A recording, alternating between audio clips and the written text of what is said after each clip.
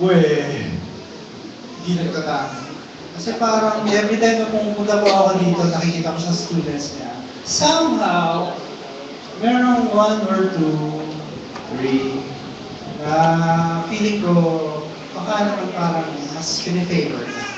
Pero actually, if you think about it, si Abby kasi, hindi siya, siguro more appropriately, kaya siguro hindi siya nagtatangi sa mga estudyante niya dahil hindi siya namimili ng estudyante.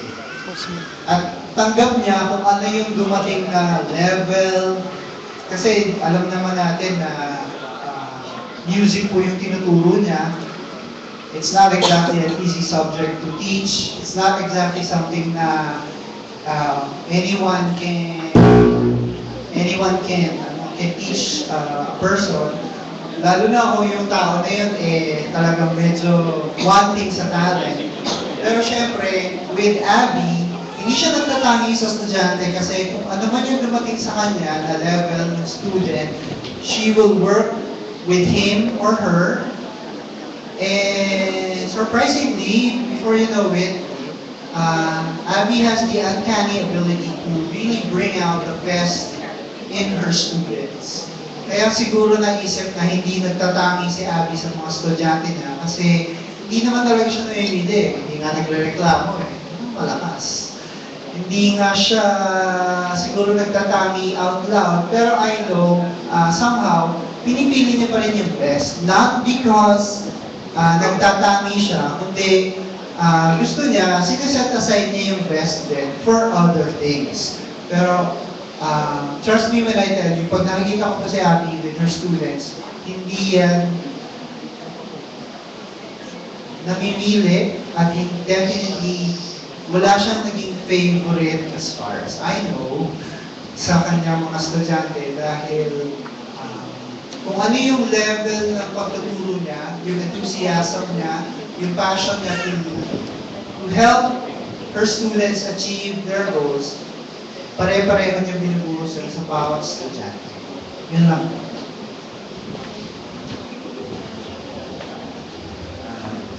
Si Abby, nagtatangi ng kaibigan. Hindi ko alam kung bakit kasali ako. Kasi acquaintance na kami ni Abby.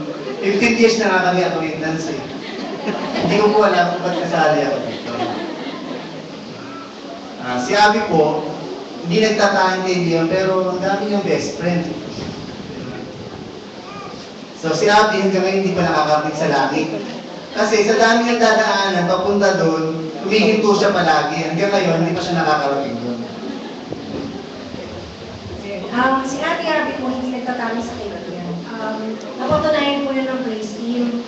Kasi for yung running ng 5 years in the marriage po ni Kuya Will at ni Ate Abby, doon sila nagkaroon po ng biyayaan ng anak, which is si Karina. Siguro dahil ayaw ni Ate Abby may sumama ang loob, so kinuha niya po ang lahat ng praise team na kasalukuyang miyembro ng panahon na yun bilang ninong at ninang. So akala namin kami lang po ang ninong at ninang sa dami namin. Lahat po ng kaibigan niya sa school, no college, tapos dito at sa ibang local church. So, dun sa Tituason po yung Thanksgiving kain, 100 plus po kami lahat. Sabi ni Brother Mel, alam niyo naman po kung sinong ninungan nilang sa inyo, pumunta na lang po kayo sa harap at pumirma. So, hindi na po niya tinawag isa-isa kasi po ang dami talaga namin. Yun po isang patunay na ayaw ni Ate Abby, isipin namin na meron siyang tinatawag. Pero laging biro po namin kay Ate Abby. Kung ako, halimbawa yan, si Darwin, nabanggit po ni Josie kanina. Si Darwin, pag dumalaw dito, siya ang best friend number 1. Pero, pag dumating ng iba pa pong miyembro ng praise team, ang tanong na po sa kanya, Ate Abby, pakilan na po ba ako sa number? Kasi kung pag dumating si Eileen, sigurado siya na yung number 1. Ha? Akin mo, pakilan ka po. Ngayon? Hindi nila po alam kung pangilan siya ngayon kasi ang dami po namin dito. So, yun po yung namin biro, meron siyang best friend, best friend. So, sabi ng Ate Abby, ano po ba ang ibig sabihin talaga ng best friend sa inyo? Ano ba ang interpretation niya sa best friend? Kasi lahat po ay kaibigan talaga. May isa po siyang kaibigan na kasamahan din po namin sa praise team. Nandito po siya noong Sunday. Sabi namin sa kanya, Jen, kaya mo ba mag-video para kay Ate Abby? Sabi niya, hindi ko kaya kasi dalawa ng patutunguhan nun. Either iiyak lang ako na iyak o magko-comment ako. Eh, ayoko naman yun na makita ng tao sa akin. So, kanina lang po, nasend niya po yung message niya as of 7:30 p.m. So, pahintulutan niyo po kung basahin ito. June 18, 2013. Dear Ate Abby, we may have spent lots of time together before. We have talked openly about anything, but still there are so many things I want to say to you. Let me start by saying, kaya mo talaga. Dati, everywhere you go, you'd always draw a crowd. Laging merong dating ang entrance mo. Hanggang sa pag-exit mo, ginulat mo pa rin kami. Nilalanggam ka na naman. Thank you for being the best friend I've ever had. Napakarami naming mga kaibigan mo, but one thing is for sure, you were the best friend each one of us ever had. You were one of the most honest, sincere, sweet, cheerful, supportive, brave, and loving people I have ever known. Thank you for being a good listener. Those sleepless Saturday nights we spent together talking helped save me in so many ways. Thank you for being there for me and my family. Thank you for always having time for me despite your very busy schedule. I don't know how you were able to do it. Thanks for all your letters. Somehow, kulang pa ang oras, so you had to write me letters pagbitin ng kwentuhan. Thank you for accepting me for who I was with no prejudice. It all started there. I immediately felt how sincere and honest you were since the first day we met. Thanks for welcoming me to the Praise Team family. It is simply life-changing, and you knew it. Thanks a lot for believing in me, literally, and also for not believing it. For those were the times you come in as my ate, constantly reminding me how things ought to be dealt with. You always encouraged me when I was down. You always enlightened me when I was confused. Thank you for introducing me to your family and friends. For that, I have met lots of wonderful people and been to the best places and had an awesome experiences. I always tag along whenever I can. You always introduce me as the brother you never had. I have never felt so important before. Thank you. I'm very proud to be one of your friends. Much more as one of your brothers. I am the youngest of 10 siblings, with you being the 9th. Thank you for being the best friend and sister to me and my wife, and the best ninang and tita to my kids. Thank you for all the lessons you taught us. Thank you for the inspirations, encouragements, and challenges. You live the Bible. The number 02-417-5300.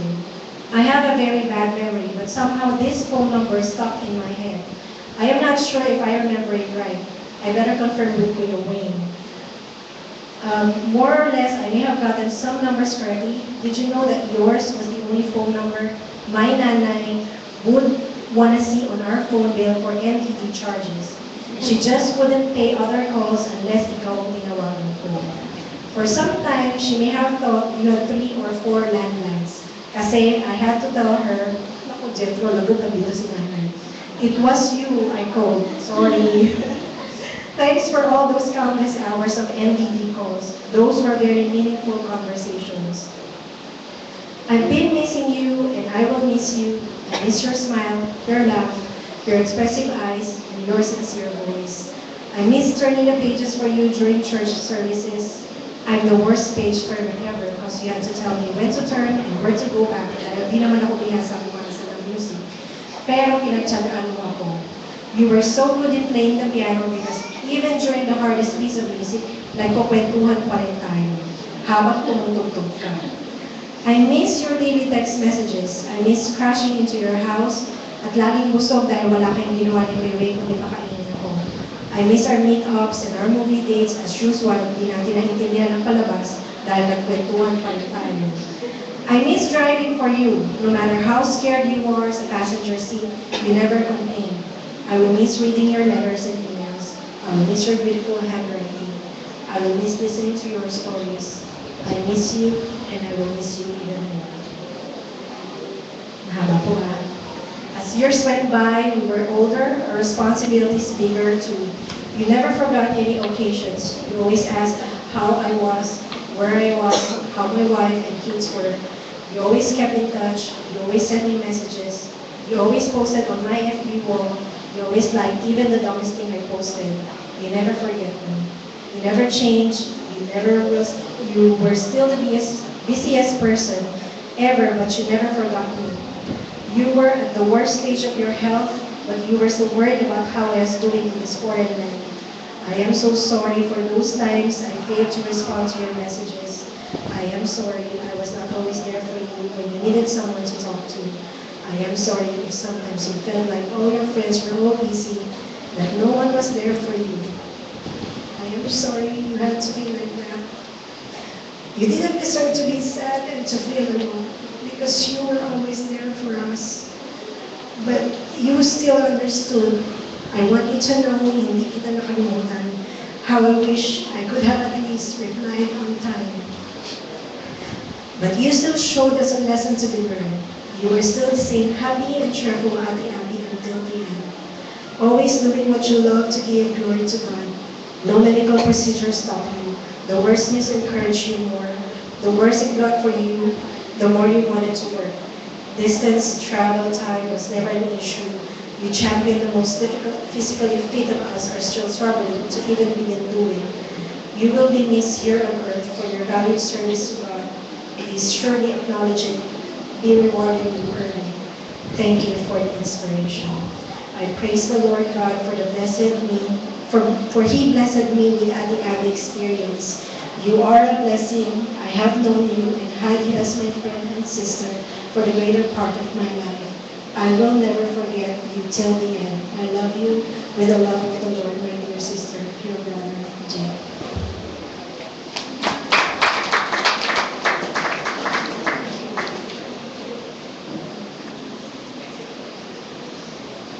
During those 10 years, different mentors have helped each member find their own melody and have balanced the group's spiritual harmony. Hindi kilala natin ngayong gabi ang kanilang mga sakripisyo, kabutihan, at karunungan. Salamat, Brother Alexander Gonzalez.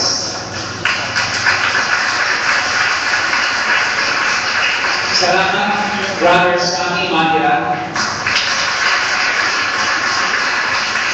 Salamat, Brother Teddy Mandira. Salamat, Brother Jonathan Jose. Salamat, Brother Robert Metcher. Salamat, Brother Lowell Perez. At salamat, Brother Paulo Rodriguez.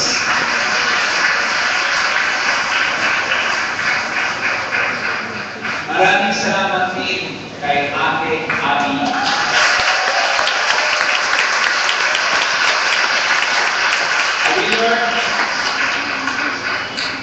Conductor, survivor was given a praise team. And who until now continues to extend God's message of salvation through her faith and dedication. Brothers and sisters, it is my honor and joy to introduce to you Sister Abigail Ate Abby Oliveria Gabay.